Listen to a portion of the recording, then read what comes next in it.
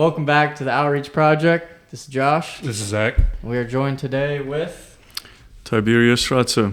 Welcome, Tiberius. How are you today? Good, thank you. Thanks for having me. Yeah, we appreciate your time and coming on to share. You're currently right now leading us Sunday mornings. How's that going for you? I do the easy part. Preaching, I think, is the easy part in a church.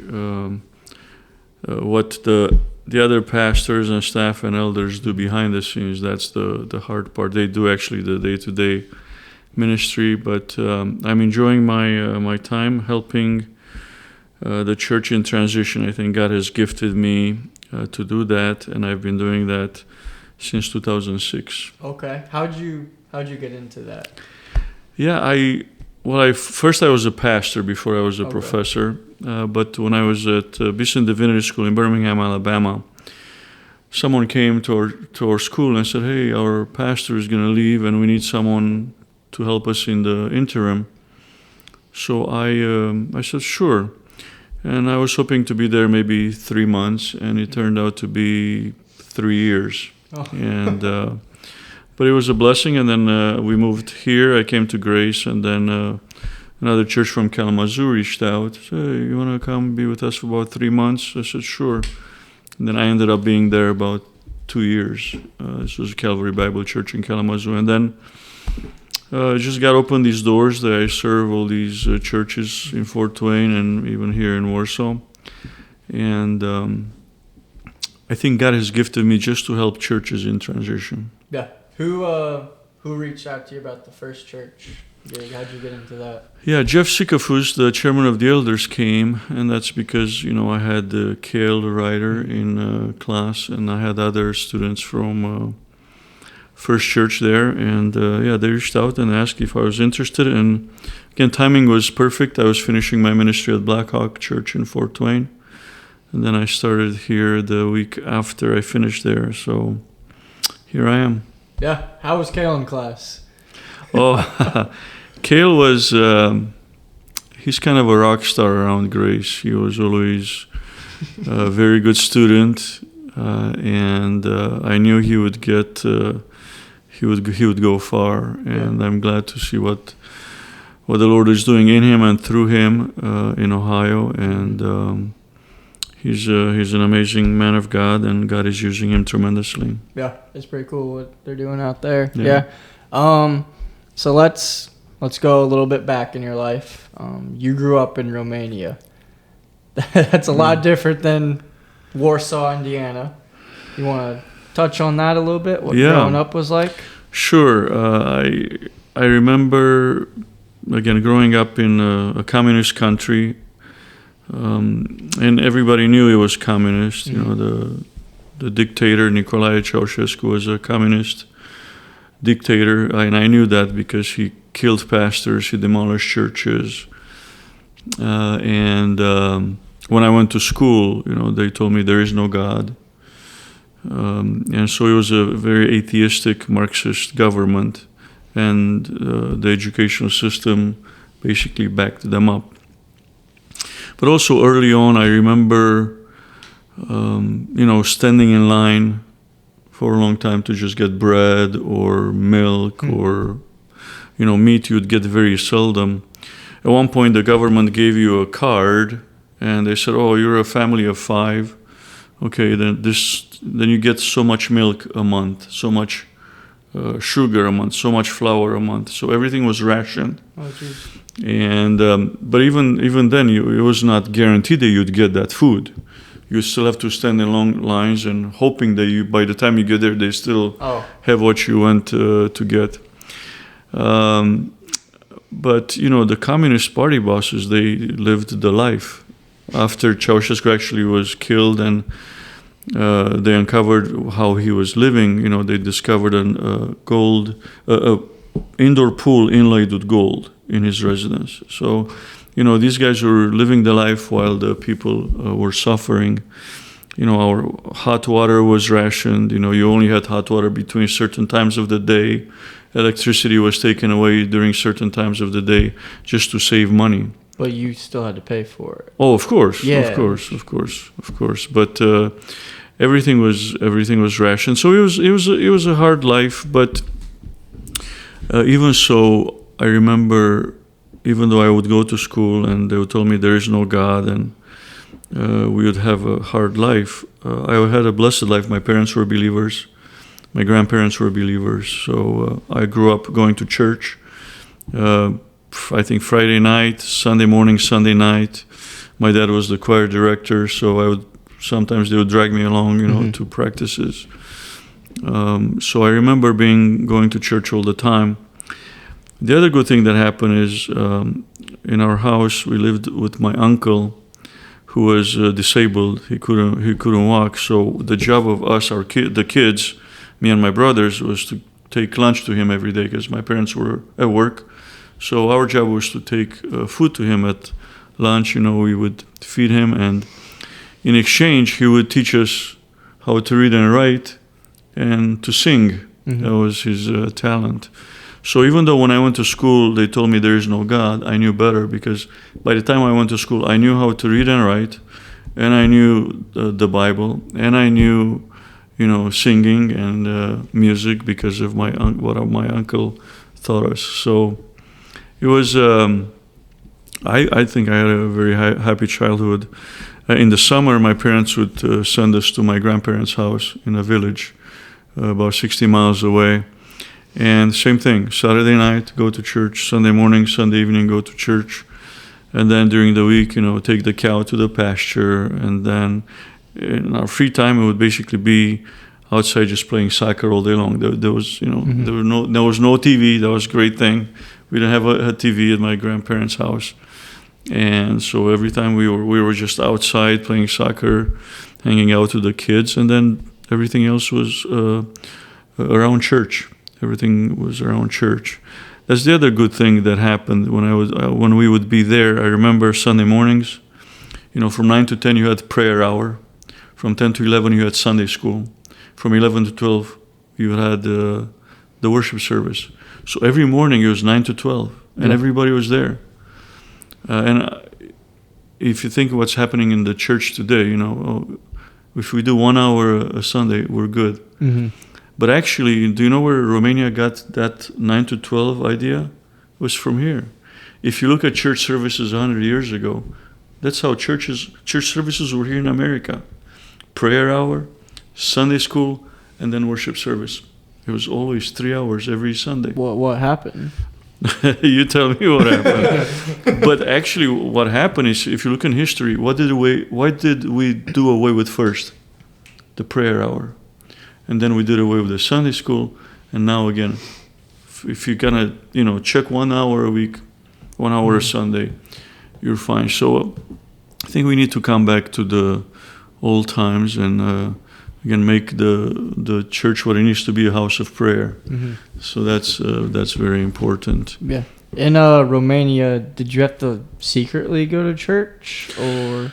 No. Again, interestingly enough, the communists would allow you to go to church, but they would, as I said, persecute the evangelicals. And the evangelicals had a name. They used a name for us called, we were repenters. Because we repented of our sins, they call us repenters. It was supposed to be a mocking name. Yeah. And they would say, look, you guys can do whatever you want within the walls of your church. Just don't take it outside the church walls. But again, the Bible says that we need to share the gospel with everybody, so mm-hmm.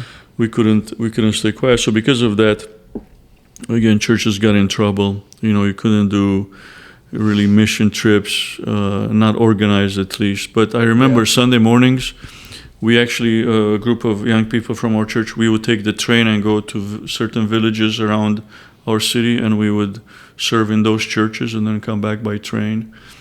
So even though it was against the law, that never stopped us. Mm-hmm. And again, we didn't get in trouble, I guess, because we were young. I don't know.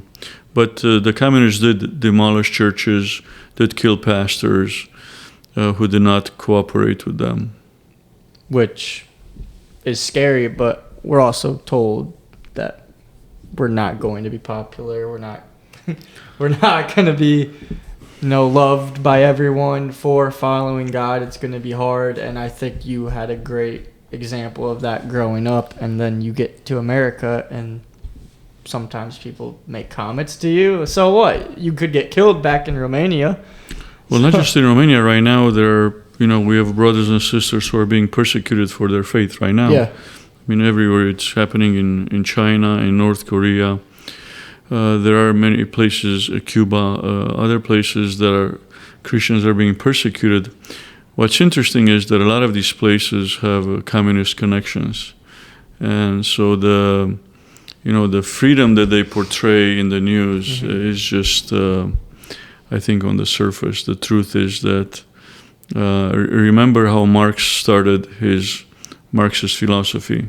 There is no God. That's the starting point of Marxism. That's the starting point of communism.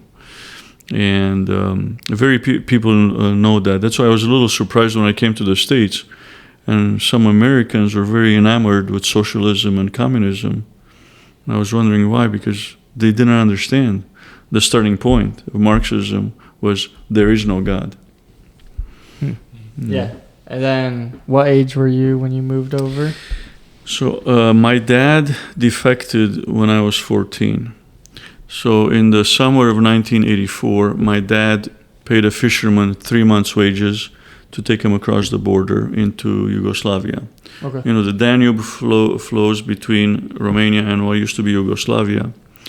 And he paid a fisherman 3 months' wages to take him across. He made it to Belgrade, where the United Nations had a refugee camp. He made it there. You were safe once you made it there. And then they sent him to Italy. Then he made it here in November of 84. And then he did the paperwork for my mom and my brothers and I to come. So we arrived here in January of 1986. Yeah. And I remember arriving in Los Angeles, LAX, skyscrapers and all that. I'd never seen anything like that before. I just remember I felt helpless, what am I going to do in this country? Mm-hmm. But I realized right away that this is a country of all opportunities, good or bad. But I felt helpless, so I remember kneeling down by my bed that evening and praying Solomon's prayer. I said, look, Lord, I don't want riches, I don't want fame. All I want is for you to give me wisdom to know how to live my life. And again, that's still my prayer, today. And but to back up a little bit, I became a believer in Romania. Mm-hmm. So I was 13 when it was kind of a funny story. In July of '83, my dad and mom and my brothers and my uncle, my aunt, my cousins, we were all at my grandparents' house, where we would spend summers. And one night there was a big thunderstorm and lightning, and my dad had a dream. And he dreamed I was a little devil, with horns and everything. So, he proceeded to share that at the breakfast table. Everybody laughed. Everybody was laughing, and little Tibbs, he's a little demon, little devil. Everybody laughed except me. Yeah. So I remember going into the fields that day and just thinking, why would my dad dream such a dream? And I remember after hours of walking alone, I remember saying, it's because it's true. See, what happened is at school and with my friends, I would do and say what they would do and say. Mm-hmm. At church and at home, I was a saint. I mean, when people at church, they would tell my parents, little Tibbs, he's such a good kid. But they didn't know I learned how to lead a double life. So that was in July of 1983. Fast forward to October 2nd, 1983. An evangelist comes to our church, home church. And back then, usually in the morning, the service would be for the edification of the church. But in the evening, it was evangelism service, focused on evangelism. Like training to... No. An evangelist would come and preach the gospel. Oh, okay. And you'd invite your unsaved friends. And okay. So that evening, the preacher was a former psychiatrist who gave up his practice to become a pastor. Mm-hmm. And he opens his Bible to Mark chapter 5, the healing of the demon-possessed man. Oh, man, I'm like, I better listen to this. Yeah. So he goes on and preaches the message, and at the end he says, look, if Jesus can heal this guy, he can heal you too. So this guy was a pushy evangelist. So, hey, if you want to accept Jesus as your Lord and Savior, raise your hand. So I raised my hand, and I was somewhere in the balcony. And he said, if you raise your hand, come down in the middle of the church. So I had to make my way down. And remember, church was packed. Imagine a church that sat 300 people. There were about 500 people. I mean, standing room only. I mean, there was no room for anything. So I had to I made my way down, and I just remember crying uncontrollably. I couldn't stop crying, but I also remember when I finished crying, I felt what the Bible calls the peace that passes all understanding, and I knew something happened, and that was the moment of my salvation. And so that was in 1983. My dad came in 84. We came in 86. And we lived in Los Angeles. We went to a Romanian Baptist church there. And that spring, a pastor came. This was a pastor that was forced out of Romania because of his beliefs. Mm-hmm. He was Oxford-educated pastor. And he came in 1986. He said, communism in Romania will fall. Will you be ready to go back to your country and help rebuild it? Spiritually and physically, and however way you can. And that's when I felt a call to the ministry. I was 16, and I felt that's my calling. I gotta go to school, go to seminary, get a doctorate, and just be ready to go and help rebuild my country. And that's when I felt a call to the ministry. And 3 years later, communism fell. Yeah. So this was 86, and in 89, communism fell. Exactly how he said. And I've been back several times. Actually, I applied with mission agencies to go back to Romania, but doors kept closing. And then while I was doing that, the position at Grace opened up, and I applied and I got a job. This is my 19th year at Grace. Mm-hmm. So I saw that God, for me at least, spoke through closed doors and open doors. He closed some doors, opened others. But the call to teach never changed. I still teach the Bible, and I still preach at churches. But that's how I got to. That's how I got here to Grace. Yeah. What's your education in? So when we were living in California, because I knew I was going to go to seminary, I wanted to do something different, not Bible, because I knew I was going to get enough Bible. So my undergrad degree is in urban and regional planning from Cal Poly Pomona. And my expertise was transportation planning. My thesis was this: the electric car will never make it. Apparently I was wrong. But at the time, I remember what I was thinking is that the oil companies were too big to let it happen. Yeah. And then at least at that time, to manufacture a battery, you created more pollution that you would save. Mm-hmm. So I don't know if those things changed, but I know the electric cars are doing okay. But I think the jury is still out on that pollution piece. And then I went to seminary, and then I got my PhD in Old Testament from Trinity Evangelical Divinity School in Chicago. Mm-hmm. Yep. And your first position at Grace was what?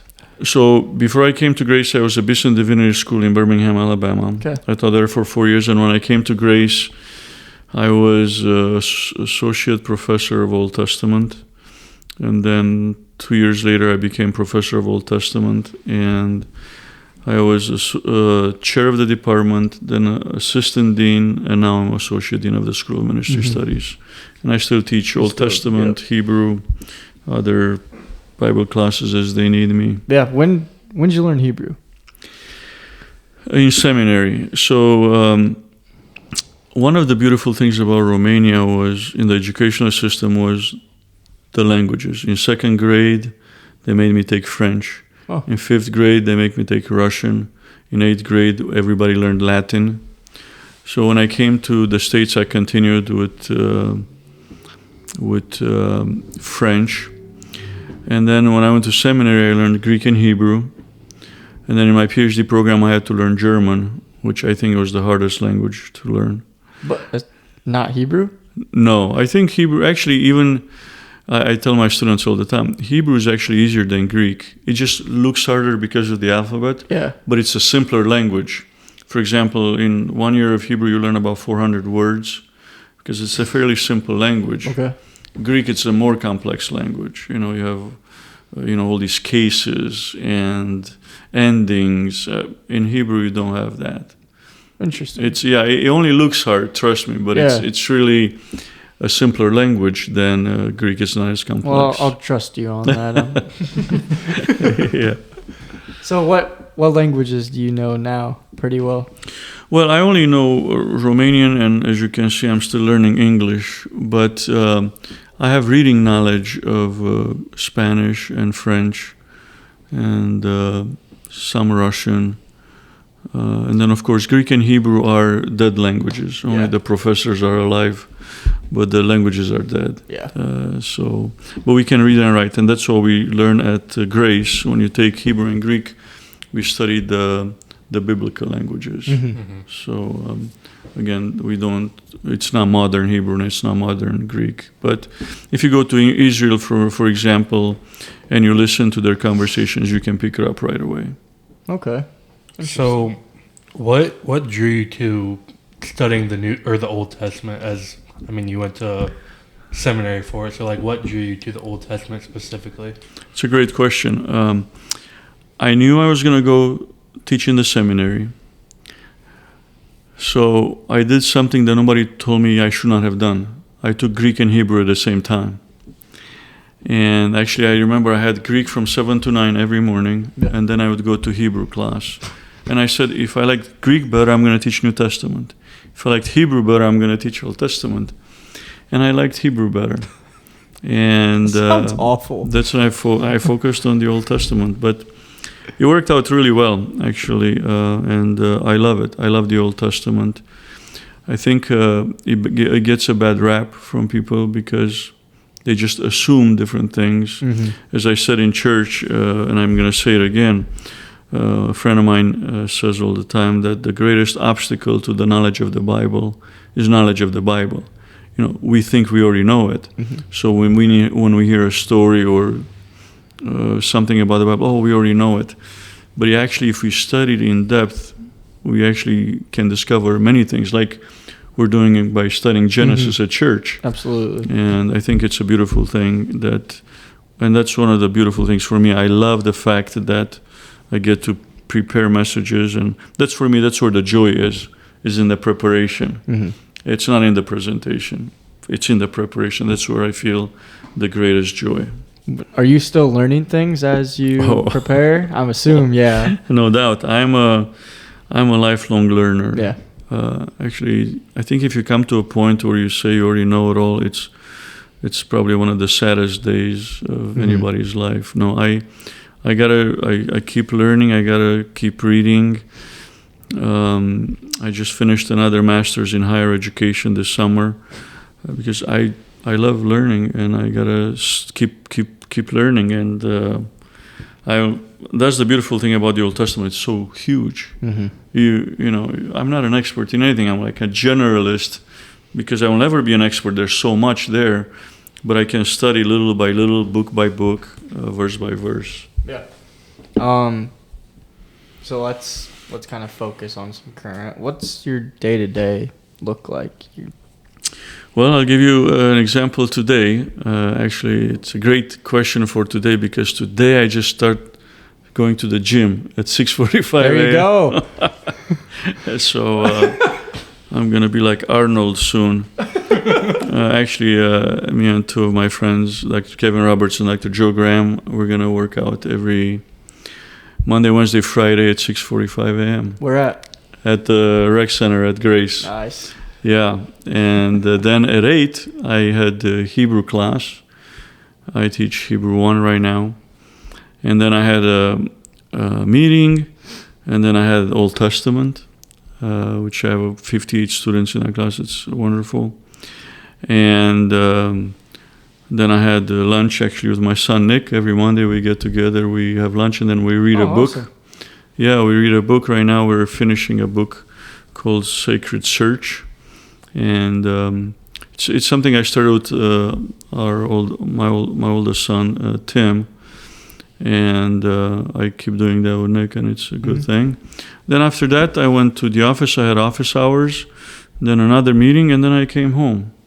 Do students come to office hours? They do, actually. Today Really? I had 2 students, yeah. Yeah, they always have questions, and sometimes related to class, sometimes related to their program, what classes to take. Today, for example, one student wanted to know if she can go to work in a church camp over the summer and get Bible internship credit for that. And Can she? oh yeah, There you go. yeah. You should do it if you're listening. Yeah, it's a great way to, it's a great way to gain ministry experience. Yeah. Really, probably hard question for you. What's your favorite book in the Bible? Yeah, a lot of people ask me that. I know. It is really hard to pinpoint a book that it's my favorite, but probably I would say Genesis. Because I teach a class purely on Genesis, because I think it's so foundational to everything, who we are, who God is, what He wants of us, and He has all the answers to the problems of today. I mean, think about what's happening in our society today, and all our problems could be solved if we just go back to Genesis and see that we are created in the image of God. We are created to reflect and represent our Creator. And we learn about sin, how sin is rebellion against God, disobedience to God.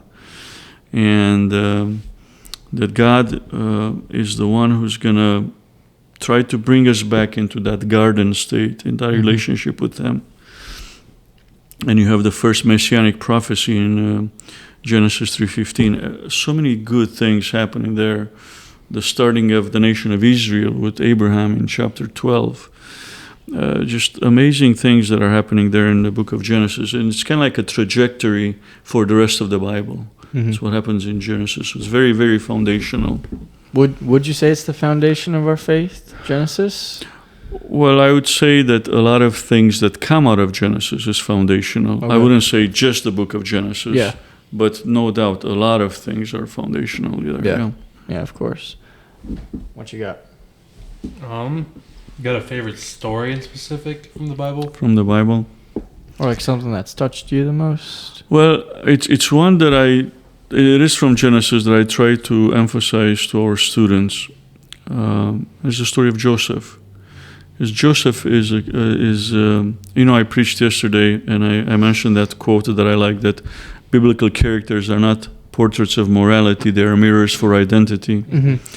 And that's true for David, for example, and Solomon, and a lot of these guys that messed up. But Joseph, Joseph can do no wrong. I mean, everything that he does, he's a man of integrity. He doesn't, he says no to temptation, no matter how big the temptation is. His boss's wife comes to him day after day, tempting him, and he says no. Because he says, I don't want to sin against God. So see, that's a man of integrity. And that's why I'm trying to teach our young people is that, sure, look, God forgave David, no doubt. But an example for us is Joseph. That's the example for us. A man who says no to temptation, no matter how big the temptation is, and no matter how big the cost is. What did he get for saying no to sin? You know what he got? He got prison. You might think, hopefully he gets a nice Christian girlfriend the next day. No, he got prison for standing up and for being a man of integrity. So I would say the story of Joseph is one of my favorites. Yeah. Let's touch a little bit on your family. You have 2 sons and wife. Where'd you meet your wife? So Carmen and I grew up in the same church, actually, in Romania. We sang Really? we sang in the kids' choir together. I actually have a picture to prove it. My dad actually was the choir director at the church, and her dad was the organist of the church. So there's 4 years between us. So I didn't hang out with her. She was younger than me. She's younger. 4 years Okay. younger than me. Yeah. So I came to the States again I left Romania when I was 15. So, we just knew each other. But when I was 26, I went on a mission trip to Romania with a group of students from Sacramento, California. And that's when Carmen just graduated from college. She studied social work, and she got a job with an American organization called City of Hope. They would basically take kids that are on the street, like street kids, and bring them into this house called the City of Hope. And because my wife had a degree in social work, she had a heart for kids, and that's what attracted me to her. So I asked her out on a date. We went on one date. Was this in Romania? In Romania, yeah. When you went on the mission trip? Yeah. So at the end of the mission trip, I stayed a couple of more extra days. Oh, shoot. Yeah, I know. So we went on a date, and then, everything was letters. Writing letters and talking on the phone. We didn't have cell phones and all this stuff. And letters probably took a week at least more to get than there. that. Yeah. Oh, more than that. Because Romania was still, sometimes it took weeks for a letter together and then get. Oh yeah. So I talked on the phone a lot with her, and at this time I was a pastor in Sacramento. I was making $1,500 a month. Those long distance calls, man. Well, that's how much my phone bill was 1 month. It was $1,500. So I said, man, it's cheaper. It's cheaper to get married than to keep this going. So, but what happened is during this time, we set up one day for fasting and praying about our relationship. So I think every Wednesday we fasted and prayed for our relationship, and probably within a couple of months, I knew that she was the one. I really knew. So when I went back in December, I bought 2 wedding bands. I proposed. She said yes. We had a civil ceremony there in January, so she could come here. She came here in March, and then in May we had the wedding. So we've been married 26 years, and she's now a nurse, working as a nurse. And we have 2 sons. Tim is 24. He's married to Ashlyn, and he's second year at Indiana University's College of Optometry. He's also a Grace grad. And then Nick is a junior at Grace studying digital marketing. Nice. And I brought up family because Nick's mentioned your father a lot, and he was a big influence in your life. Do you want to touch a little bit on? Yeah, both my dad and my mom and my grandpa, they were all a very big influence on me. My dad was the choir director, as I said, but he worked in a factory.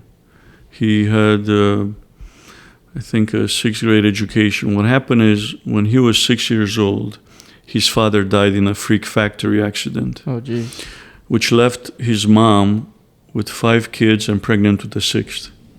So when that happened, for some strange reason, they sent 2 of the boys to the orphanage.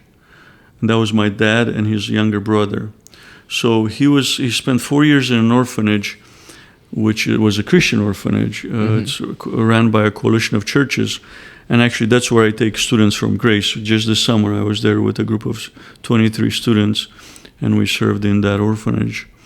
But yeah, he had a hard life. So from 6 to 10, he was in an orphanage. And then at 16, he entered the factory and worked in the factory until he left Romania. So a very hard worker, but he had a gift for music. So he was the choir director of our church. He would sing, and he made it a point for us to learn how to play instruments. So he sent us to music school. So I studied piano for 8 years. My brother studied violin and piano, and we sang together, and we were always involved in music, and that was because of my dad's influence. And then my mom was always by his side, always supporting him. And again, she stayed home with us until we went to school. Then once I started going to school, I'm the youngest, and she got into work. She also worked in a factory until she left Romania. Is factory work pretty common in Romania? Yeah, I mean, in my dad's case, he worked in a diesel engine factory. And again, it was a work that he did for his whole life. Mm-hmm. Then when he came here, actually, he got another job in a factory from which he retired. Yeah. And I remember when we came to the States and he taught us, he said, guys, in America, it's not a shame to work. It's a shame to cheat, to steal, and to lie, but not to work. Yeah. So he taught us the value of hard work, which is something that you cannot learn from books, and that he instilled that in us. And I'm glad he did it. And I'm trying to instill it in my children and in our students as well. Yeah, sounds like it's working. So I sometimes I think I work too much. I need to take a break. yeah, you do work a lot. Right now, you just published a book Saturday. Yeah, Saturday I got this book. I've been working on a commentary on Proverbs. It's an interdisciplinary commentary. I wrote the biblical part. My friend Kevin Roberts wrote the psychology part. And Knut Larsen wrote the pastoral part. He's a pastor. So, I wanted to read the dedication I wrote for my wife, because I said, the wise woman builds her house. I dedicate this work to my beautiful and wonderful wife, Carmen, who embodies the wise woman in Proverbs 14:1. I can see her genuine piety and the wisdom of her thoughts and actions towards me and our children. And this is a great book. I like the fact that it's interdisciplinary, that everybody puts their kind of expertise on it. And we looked at different topics, because you can't, it's very hard to write a verse-by-verse commentary on Proverbs. It's all over. Yeah, we picked some topics like the fear of the Lord, faithfulness, parenting, patience, generosity, humility, speaking truth, speaking kindly, and then lifelong learning. You know, wise people are lifelong learners. Yeah, how long did you work on that book? Oh, this probably took, I don't know, 5, 6, 7 years. Jeez. It's usually how long a book takes to write, if you want to do it well. And of course, I don't write full time, because I teach and I preach. But I have to put it on my calendar. If I put research and writing on my calendar, I do read and research and write. And right now I'm working on another book on the kings of Israel and Judah. That's my next book that I'm working on. But again, I only work on it, when I have time. Yeah. How many other books have you? So my dissertation, my PhD dissertation was published, and then I wrote a commentary on Ezra and Nehemiah. Okay. I wrote a commentary on Ecclesiastes also with Dr. Kevin Roberts. I wrote a commentary on Jeremiah with Dr. Walter Kaiser. And this Sacred Wisdom, this commentary on Proverbs. Who is this Kevin Roberts fellow? So Dr. Kevin Roberts is the provost, actually, at Grace College. Okay. And he used to be the dean of the School of Behavioral Science. A very smart man and very godly man. And it was so easy to write with him because he's such a humble man. Same thing with Knut Larsen. Knut was a pastor for decades. He's in his 80s right now. Oh, wow. And yeah, he's such a good resource for this book, because he's bringing in, he calls his area Proverbs Goes to Church. So very practical applications to whatever we're talking about. Yeah. And you just got connected with a lot of these people from Grace and just working together. Well, Kevin and I again wrote that commentary on Ecclesiastes, and that's I was teaching a class on Ecclesiastes, and Kevin came to my class and he sat in the class, and then he had some insights. He was asking questions. He was giving some insights, and I said, "Hey, why don't we write something together?" And that's how that came about. And you just decided to write a book? Yeah, well, That's crazy. because we both like the Ecclesiastes, and so let's write it together. And then this came after that, and again, a very easy process, because both these guys are so humble and easy to work with. And you just do bits at a time. You're not. Yeah, usually, like I said, when I start my semester like right now, I put 1 hour or 2 hours a week as research and writing. Yeah. And I try to keep those. Okay, no matter what happens, I need to do some research and writing during that time. Actually, I just finished some Bible notes for a study Bible, the NET study Bible. I was asked to write the notes on Nehemiah, so I finished that. But there's always work to do. Sometimes you just have to say no, which I'm still trying to learn how to do. Is that your way of saying you didn't want to do this? Oh, this? Oh, no, this. This is easy. You know, I don't have to do any research. I just sit and talk to you guys. And thanks for having me. You know? Yeah. So when we Googled you, because we wanted to research, of course, be a little prepared, your Grace kind of bio came up. And some of your interests included golf and ping pong. Yeah, when I was 6 years old in Romania, I told you there was not much to do. Yeah. I mean, I would play soccer every day. Whenever I could, I would play soccer. And then I remember at 6, I walked into this place where there was this old guy who was giving ping pong lessons. So I went and I said, I want to learn how to play ping pong. So he took one of these tables and, put it like this. And he just said, okay, you just sit here and hit backhands against the wall. And I would do that for hours. So I just started to play ping pong, and then I played some tournaments. When I came to the States, actually, I was ranked in the U.S. and I played tournaments. Holy cow! But most tournaments back then were on Sundays. So is it a church or tournaments? So I gave it up. I still play for fun. I give my students 100 on the final if anybody beats me. And this is my 19th year. 4 students beat me. Really? Yeah. What was your highest world or U.S. ranking? Oh, I think it was under 1,500. That's how they do under. That's how they. It's a weird system, but the thing is, I went under 1,500. It was not high, but. Hey, that's. I've never been ranked in U.S. ping pong. Yeah. So. Fair enough. Yeah, no, it's fun. It's fun to play with students, and. It keeps me going. I started when I became a pastor at 26 in Sacramento, California. A guy came to me and said, "Hey, now you're a pastor. You got to learn how to play golf."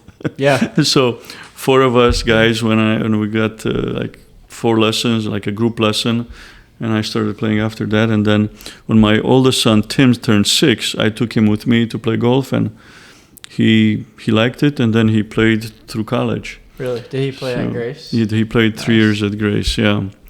And then with Nick, he played more soccer and tennis, which I also played. I played tennis in high school and soccer in college. And Nick liked both of those, so he played tennis and soccer. And we still play tennis for fun. We go and play the Grace courts. And those are my primary hobbies. Like to stay pretty active then? Well, I'm not active enough. That's why I started again this morning to go to the gym, and I really want to stick to it because I need to do some physical labor, not just the mental labor that I do every day. Yeah. Rumor has it you and Dave Richmond had a little golf time set up. Did that happen? Yeah, we played with Dave and Matt and Brett from church, the basketball coach from Columbia City and the football coach from Columbia City. So we played the 4 of us, and it was great. Did you win? Do you want to know? No, definitely not. No. I think the basketball coach won. Really? Yeah, he's an athlete. How did Dave do? You can expose him. I think Dave did well. I think I beat Dave. Okay. But don't quote me on that. I don't know. You'll have to ask him. He was our last guest. Dave was. Did he confess anything? We didn't ask that. I don't remember. I think I beat him, but don't quote me on it. Okay. I love Eagle Glen, by the way. Eagle Glen is really? a great course. Yeah. Great course. Yeah. Actually, I put on my calendar this week to play more golf. Especially now that the weather is nice. Yeah. Until it gets bad. It's not super hot right Oh, now. I don't know. It's perfect. Perfect golf weather. I need to play more, but yeah. Sounds We'll like you're pretty busy as it is. Yeah, but I like being out there and walking, especially. I like to walk. At Okay. least if I go walk 9 holes here at Rosella, it's great. Yeah.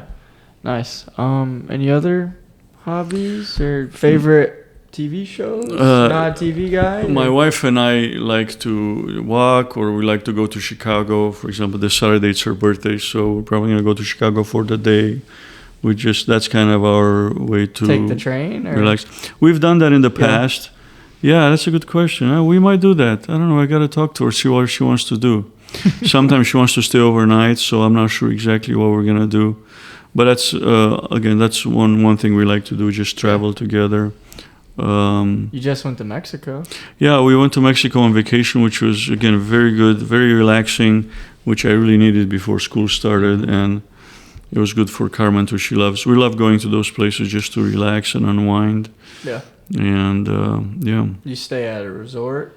Yeah, we went to a resort where you don't have to worry about food. Everything is there. And they plan activities and stuff. Yeah. I basically every day I just swam, and then in the evening they have entertainment. Oh, nice. Yeah. What was the coolest part? I was very impressed with the entertainment quality.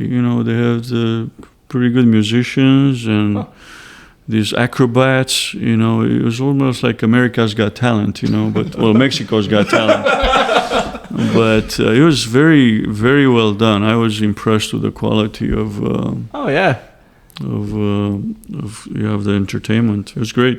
Yeah. How many places have you been to? You've done a couple mission trips in your life? Yeah. Well, primarily to Romania. I've done a couple to Peru. Okay. And then I took students to Israel. This next spring we're going to Greece. I've been to South Korea. I've been to India. Are these on the Grace Encounter trips? Not all of them. I went to South Korea and to India actually to teach. We had a Korean program, and I taught a Korean class, a class of Koreans. It was in English. And then in India, a lot of missionaries would come to New Delhi, and we would have the class there. So I'm really blessed because I get to see the world. Yeah. And I love taking students on these trips, for example. And I think it's eye-opening, and I think it's one of the best education you can have is by actually going and seeing. And you learn again. You learn a lot more than just from books. Are you connected with Pastor Joel DeSelm at all? Who? Is it DeSelm? DeSelm. He was our interim pastor. Oh yeah. I heard him preach. Okay. No, I'm not. So he was on our podcast and talked a little bit about traveling to teach as well. How do you get those opportunities? Like, how does that arise to go teach in South Korea? Yeah. Well, again, we had a program at Grace. Okay. For Korean students. They would come here. It was primarily to get a doctorate in intercultural studies. And so they would come here for some classes. Sometimes we would go there, teach some classes.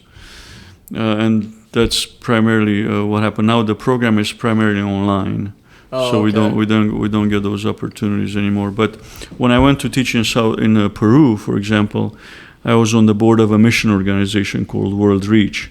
So they asked me to go and kind of teach the missionaries. So I went 2 summers in a row, and that was a good experience. Yeah. Do you have a home church when you're not filling in as a pastor? Yeah, I'm. Carmen and I are members at Winona Lake Grace Brethren Church here in Winona Lake. Yeah. Yeah, but I'm assuming you lately haven't attended. I haven't been there in a while. Yeah. And this next Sunday is my Sunday off, but we might be in Chicago again. Yeah. We don't know. Yeah, who's preaching Sunday? Can you share? Oh, Russ Moore, yeah. Russ is back. Yeah, Russ is awesome. Russ is back. Yeah, I love Russ. I love his teaching. That series he did on prayer. Yeah. It was amazing. Actually, I bought his book Oh, he has a book? prayer. Yeah. Well, you see, you got to ask him about that. Okay. Hey, you should do a podcast with him. Can you tell him, please? We tried. Oh, you tried? Well, he's a busy guy. And No, he's not that busy. And I'll tell you how you draw him. Hey, come to Columbia City. Okay. We'll play golf at Eagle Glen, and then we'll do the podcast. All right. Will you play too? Yeah, I can. All right. I can help you lure him in. There we go. Yeah. Okay. How'd you get to know Russ? You know, Russ was the pastor at Blackhawk many years ago. Okay. So, and then I was interim at Blackhawk twice. After Russ? Yeah. Okay. After many years after him, because then he moved to California, but then he came to Blackhawk for the 50th anniversary a couple of years ago, and he was on stage with all the previous pastors, and I think that's when I first met him. And then one of his daughters actually used to live in Warsaw. Oh. So I met her and her family, and then we met on the golf course. Actually, we have a common friend, John Such, who's the pastor at Headwaters Church in Fort Wayne, which is another guy that you could have for your podcast. He's an amazing guy. Nice. And but both of them are good golfers. So through John, I think we just connected, and one day we played golf together, and then we started talking, and I loved his heart. And when I talk to people from Blackhawk, from the time when he was a pastor, they loved him as a teacher. Mm-hmm. He said he was one of the best teachers they've had. I believe he's coming to teach a series Sunday nights. Yep. He's going to do Ephesians Sunday nights, yeah. And is it public? You're teaching Wednesday nights? Yeah, so I'm going to start an evangelism class on Wednesday nights. I think starting the 20th, don't quote me on that, but sometime in September, we're doing an 8-week series on how to share the gospel. Yeah, Sycophus talked to me about that a little bit. Yeah. Said towards the end of it, it's going to be kind of practicing. Oh, yeah. Yeah. Oh, yeah, it's all practice. We're going to learn how to do it and then actually practice how to do it. Oh, no doubt. Yeah. Yeah. Aside from, obviously, the Bible and Great Commission and whatnot, where does kind of your studies come from for that? For evangelism? Yeah. You know, funny story, when I was a senior in high school. I was coming back I went to Bellflower High School in California, and I was walking home, and there was a guy next to me walking alongside me, and I wanted to share the gospel with him. Mm-hmm. I felt that fire, you know, I got to tell this guy about Jesus. And I didn't know what to say. I was like, wait a second, I'm a believer, I grew up in church, and I don't know what to say. Yeah. So a few months later, this guy comes from John MacArthur's church and says, hey, we're going to teach you how to share the gospel. And there was this program called Discipleship Evangelism. Have you heard of Evangelism Explosion? I haven't. So Evangelism Explosion is this big program out of Florida where it's like a 16-week series on how to share the gospel, where John MacArthur took it and turned it into a discipleship evangelism. It's very similar, but basically 16 weeks how to share the gospel.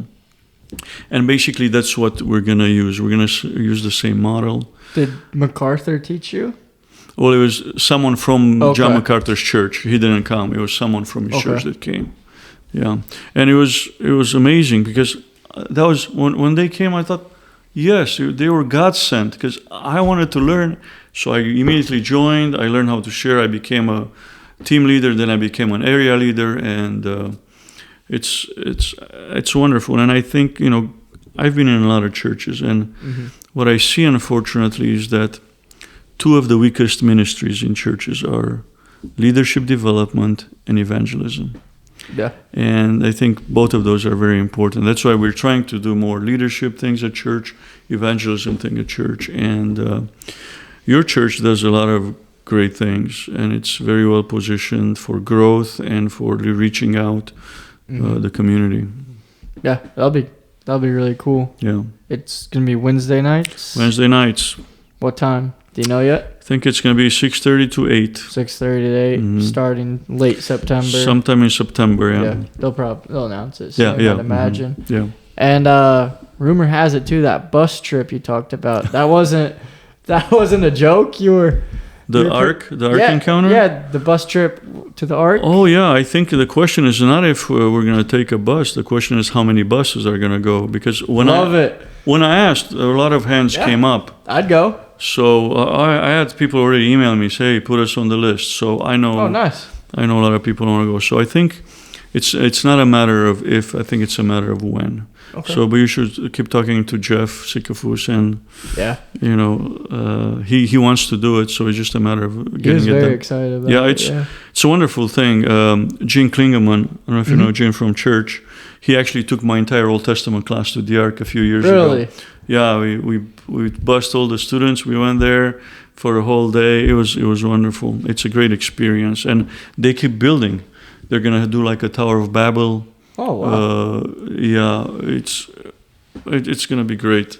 I don't know if it's finished yet, but they're doing wonderful things there. Yeah. Well, I guess what does a trip to the Ark entail? Kind of just a day Yeah. going down, come back at night. Yeah, I think if we're gonna rent buses, take a bus, probably I think it's a 4-hour drive. I'm not too sure. So let's say we go 6 to 10, then stay there from like 10 to 4, and then come back. Yeah. It's a whole day. Yeah. That's easily doable, though. Oh, it's very doable. Yeah. Yeah, that'd be neat. Oh, I think it's gonna be amazing, and everybody who's been, they love it, and those who haven't been want to go. So I think it's gonna be a great trip. Yeah, for sure. Yeah. Yeah. So speaking of trips, we ask, do you have a question or? I just want to thank you for coming on and sharing your story, and then also just thank you for leading our church through these past couple months. It's been really impactful, and I know I've learned a lot from you, and I know a lot of people in our church have learned a lot from you. So I just want to thank you for that. Well, thanks for having me. I'm glad that I can do this and that I can be at your church again for this interim period. And I do pray for the church. Again, I have that directory on my desk. I pray every morning when I do my devotion. I have the list. I pray through one of the pages. So I think I'm down to the M's right now. Of the old church directory? Not the old. I have the up-to-date list. Oh, okay. I didn't even know we had. Yeah, well, I had to ask for it. So I'm praying, and in a few weeks I'll be done with the directory. But I think there's a bond that happens between the pastor and the congregation when you pray for them, and I see that with our students. I do the same thing with our students. I pray for them by name. I learn their names. I learn their first names, and I pray for them because I think again there's that bond that happens that nothing else can break. Yeah, absolutely. Love to hear it. So we're kind of on the topic. Our last final question we ask all our guests is, what is your dream vacation? But there's no limitations, no monetary, travel, time constraints. It's a great question. I think my dream vacation, again, thinking also alongside my wife, I think my wife and I would always wanted to go to the southern part of Italy. There's a place called Cinque Terre, and it's on the side of, the sea there. Okay. You've probably seen pictures of it. It's very picturesque. So I think, and I think if God helps us, I think we'll go someday. I don't know when. But we've been to Italy before, to Venice and Milan. But I've never been to Rome, for example, and I've never been to Florence, never been to that southern part of Italy. So with God's help, hopefully someday we'll make it. Yeah, just you two going, or? Well, or take the whole family. That'd be great. Yeah. Yeah. And you're just sightseeing, relaxing, eating good food.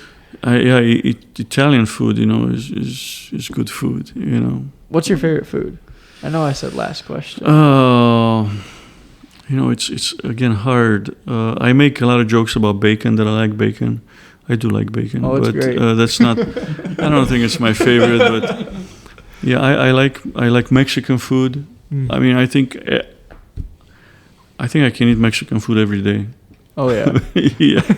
Your stomach may not like it. Like today, Nick and I went to Yamato for lunch, and I said, hey, let's have Mexican. He said, oh no, I had Mexican yesterday. I'm like, so? I'm like, yeah. You can never have enough. But anyway, we went to Yamato. Nice. Is there food you don't like? I do not like raw fish. No sushi. I don't like. So if I eat sushi, it has to be like shrimp tempura, something that's cooked. I don't like raw anything. Okay, fair. Yeah. Well, sweet, man. Thanks for coming on. We really appreciate it, and just like Zach said, we really are very thankful for you during this time. Just your servant heart during your very busy schedule to prepare lessons, come teach. I know you say it's easy, but I'm sure many would agree that it can't be too easy. So we just really thank you for your time on this, but also, you serving our church and community. I'm glad I can serve, and thanks for having me. Yeah, absolutely. With that being said, we'll see you guys next week. Thank you for watching and listening. If you have questions, comments, concerns, please reach out. Love to hear them. Yeah, we'll see you next time. Peace. Peace.